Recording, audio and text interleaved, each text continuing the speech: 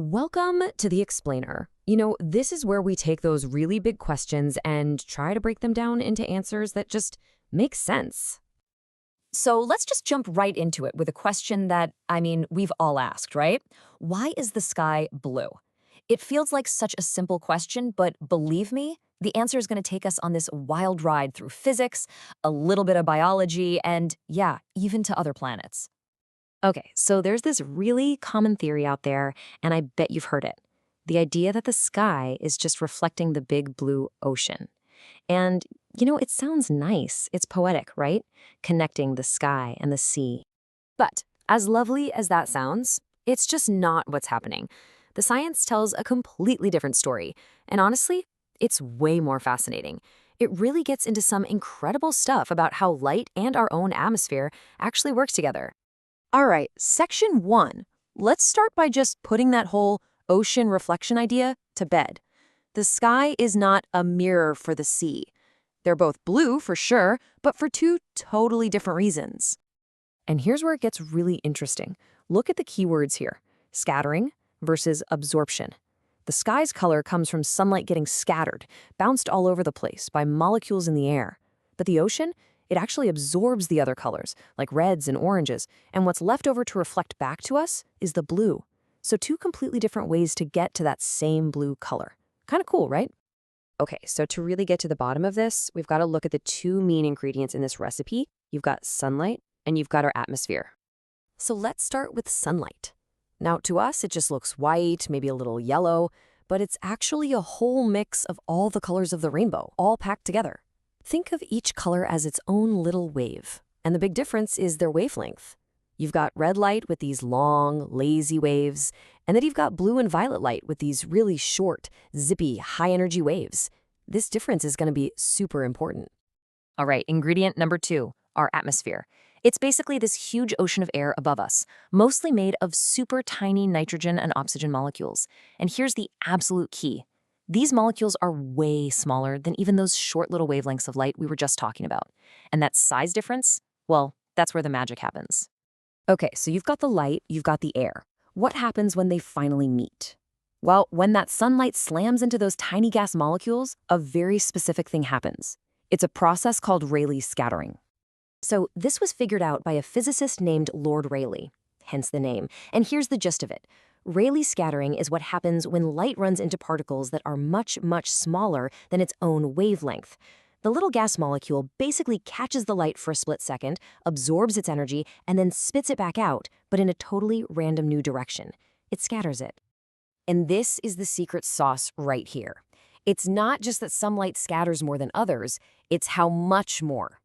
The math says the scattering is inversely proportional to the fourth power of its wavelength. Whoa, okay, what does that mean? It just means that the shorter the wavelength, the way more it gets scattered.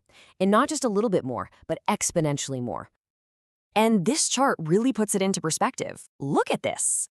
Because of that crazy math, blue light gets scattered about 8 times more than red light. And violet, with the shortest wavelength of all, it gets scattered a whopping 16 times more. So the short wavelength colors are just getting thrown all over the place. Okay, so this brings up a really good question, right? It's kind of a fun little puzzle. If violet light scatters the most, like 16 times more than red, then why isn't the sky violet? Why aren't we looking up at a big purple sky every day?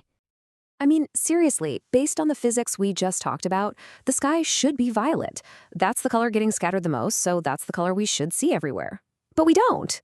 So what gives? Well, the answer is this really cool mix of what the sun is doing and what our own eyes are doing. So there are 2 big reasons. First, the sun just doesn't put out as much violet light as it does blue light, so there's simply less of it to see in the first place. But the second part is even more important: our eyes. The little cone cells in our eyes that detect color are just way more sensitive to blue light than they are to violet. So even with all that scattered violet light, our brains mostly register the blue. It's a team effort between the sun and our eyes. Okay, so now that we've got the whole blue sky thing down, let's have some fun with it. Because this one idea, this one principle of scattering, explains so much more than just why the sky is blue. It explains a ton of other amazing things we see. Take sunsets, for example. When the sun is low on the horizon, its light has to travel through way more atmosphere to get to your eyes. It's a much longer trip. And along that long journey, almost all of the short wavelength blue and violet light gets scattered away, out of your line of sight. So what's left? What actually makes it all the way to you? The long wavelength stuff. The reds, the oranges, the yellows. And that's why we get those beautiful sunsets. But wait, there's more. Our air isn't perfectly clean, right? It's got bigger stuff floating around in it. Dust, pollution, smoke, all that.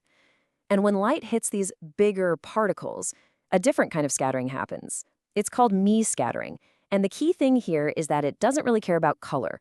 It scatters all the colors pretty much equally. And this explains a couple of things you've definitely seen.